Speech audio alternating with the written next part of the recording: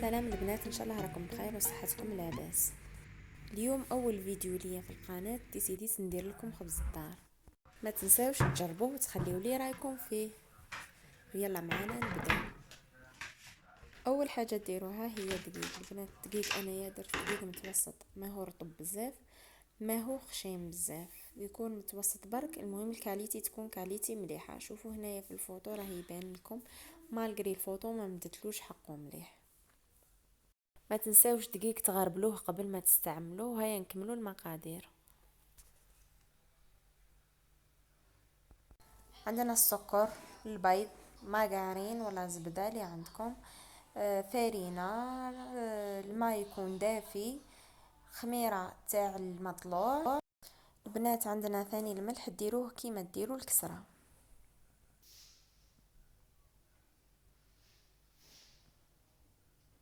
من بعد واش عندنا زيت الزيتون وزيت سونغو، وعندنا نص كاس حليب.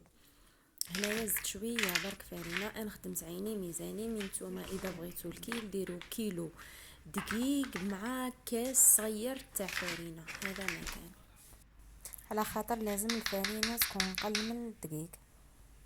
هاد لا كونتيتي اللي استعملتها انا درت لي بلاطو واحد، يكون الخبز الدار هذا شوي طالع ماهوش رقيق بزاف، وانتوما تقدروا تضاعفوا المقادير قد ما تقدروا. نزيدو نديرو زيت الزيتون ونديرو زيت سونغو. من بعد نمسس العجينه مليح.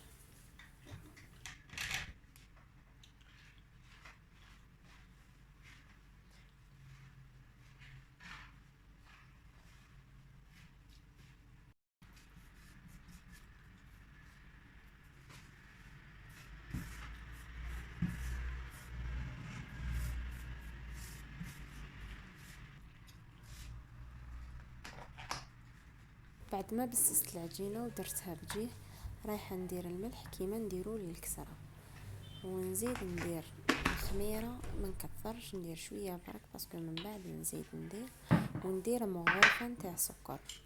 السكر من بعد نزيد على هذه درت غير مغرفه، مي نتوما تقدروا ديروا 2 مغارف ولا 3 عادي.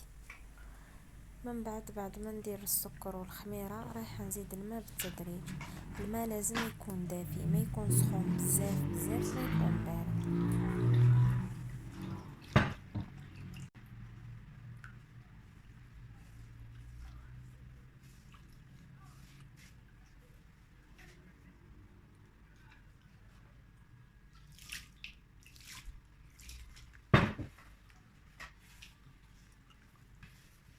البنات انا هنايا نزيد في الماء بشويه ومن بعد نلم في العجينه. ما نزيدش الماء على ضربه، من بعد ما نقدرش كيفاش نتحكم فيه. نقعد نليمو بشويه حتى هني يحكم روحو. هنايا بعد ما حكم روحو بديت نقطع فيه. من بعد نقعد نزيد في الماء ونقطعو، نزيد الماء ونقطعو حتى يولي لي الاستيكي. لا كولور تاعو تتبدل، بعد ما تكون صفرا تولي بيضاء وميمطو يولي لي ليس. شوفوا هنايا من بعد كيفاش يولي. شوفوا البنات هنايا كيفاش راه يتقطع فاسيلمون. من بعد كي نكمل وسمو شوفوا هنايا كيفاش ولي لي. من بعد يولي هنا يتقطع ديفيسيلمون. شوفوا كيفاش راه داير العلك. على باليش نتوما في جايزكم واش تسميوه ليسونسيال. من بعد هنا البنات نزيدلو شويه برك، من بعد ندير له الماء ونخليه يرتاح.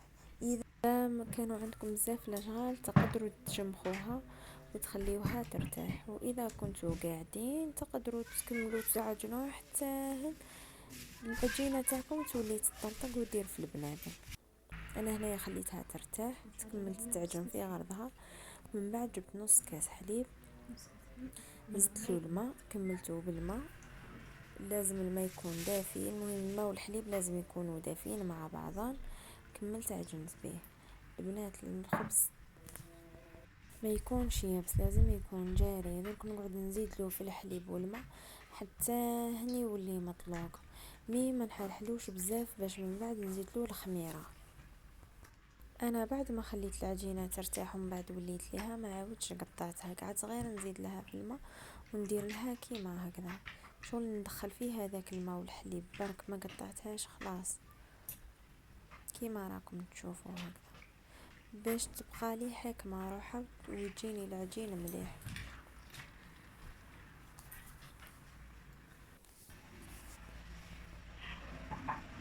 بعد ما طلقت العجينة روحها درت مغرفة تاع ماكلة سكر ونفس المغرفة خميرة. من بعد زدت فيهم هذاك الحليب اللي بقالي وخليتهم حتى يتفاعلوا.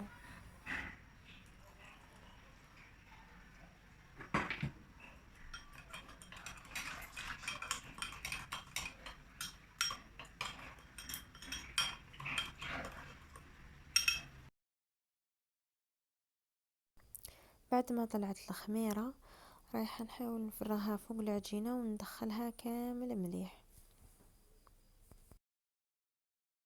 اذا ماركيتو يا البنات انا العجينة مانيش نقطع فيها خلاص، راني جوست ندخل في الحليب والخميرة هذوك اللي تفاعلوا هذا ما كان، نحاول ندخلها الهواء الماكسيموم باش تجي العجينة منفوخة وتجي فيها الفراغات بزاف لداخل.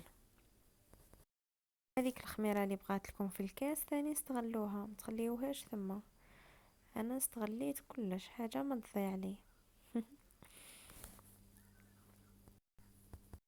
البنات العجينة حاولوا الماكسيموم تعطيو لها حقها، باسكو قد ما تمدي لها حقها قد ما تكون الريزولتا هايله. ليسونسيال البنات انايا هنايا العجينه بعد ما كملت دخلت لها ديك الخميره والحليب، شوفوا كيفاش ولات. من بعد هزيت 2 بيضات، نحيت لهم البياض حطيته في القصعه اللي راني نعجن فيها، والصفار حطيته بجهه واحده اخرى، صفار واحد ندهنوه من فوق وواحد نستعملوه درك. دوك 2 بيض زدت لهم السكر، انايا بغيتو يجيني حلو خبز الدار. نتوما اذا بغيتوه مالح تاكلوه مع شربة ولا تقدروا تنقصوا السكر، واذا بغيتوه حلو بزاف تقدروا تكثروا، تقدروا ديروا حتى الكاس تاع السكر ولا اكثر، نتوما واش يعجبكم. نقعد نذوب فيهم كيما راكم تشوفوا حتى يذوب السكر خلاص. من بعد نضيف صفار البيض هذاك نخلطه شويه مع بياض البيض حتى يتحلحل لي. من بعد ندخلو في العجينه البنات، دوك كي ندخلو انا في العجينه تطلق روحها، لازم تكون هكذاك. بنات العجينه هنايا كي تكونوا تدخلوا في بياض البيض لازم تسعفوها على خاطر يكون شويه صعيب باش يدخل لكم ويحكم الوقت.